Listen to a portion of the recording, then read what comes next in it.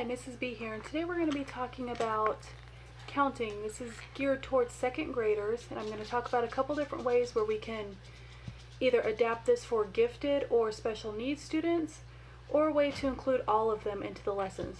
Now I've got this cool little money kit I found at Target, I think last summer for a couple bucks. I actually got it for my daughter, but it works well for this demonstration.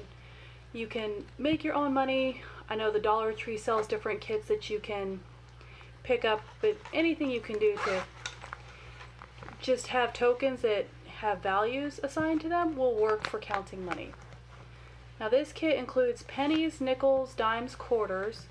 It's got dollar bills, 5s, 10s, 20s, 50s, and 100s. There's felt money, and it came with these really cool cards that have an item and a value assigned. They're double-sided. So this works in a variety of ways. Now at second grade they should be counting up to 100 or $1.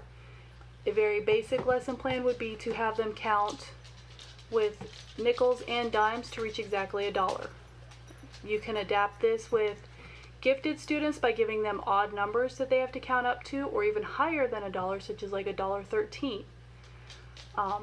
If it's a special needs student, you can either have them count to a lower number or simply use just one coin, like count to $1 with just your dimes. For English learners, you can have them use both their native language and what they know in English to practice association, such as, how whatever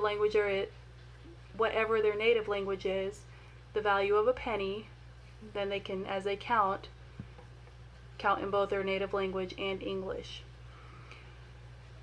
This can be done independently, partners, groups. One really great idea that my daughter likes to play at home is shops, where you have a shopkeeper, typically me, and then your students would go around. They would select their merchandise and they have to count out the money. Your gifted student could be the cashier to make sure that they are giving the correct amounts. And this is really good practice for the students to count out how much they need to have. It's also good for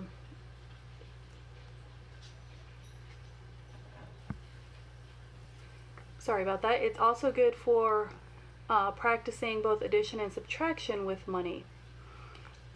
And these these manipulatives can be, anywhere from just a few minutes to reinforce lessons already learned, up to 30 or 45 minutes if you're working on a new lesson.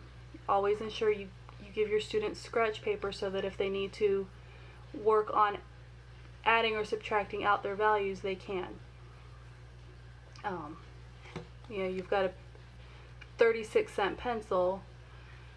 For just a regular student, you can have them take their quarter piece, their dime piece, and their penny to show you 36 cents. If you wanted to make it more challenging, you could have them subtract down. You have $1, your pencil is 36 cents.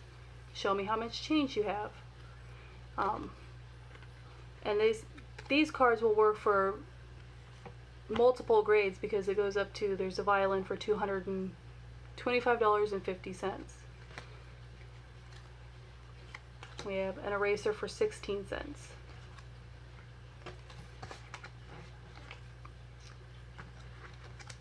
Oh, I lost it. If you wanted to stick with the dollar, you could actually change. This one is yarn for $1.10. You could just make it $1 even. If you wanted to stick with using some type of card and picture to show, which that would be helpful for special needs students so they can maybe see the value that they're trying to reach. But it's a really, really cool little kit, and it's very easy to just type up and print out your own if you wanted to do that, and it's a good way to have them practice counting money. Thank you. Have a good night.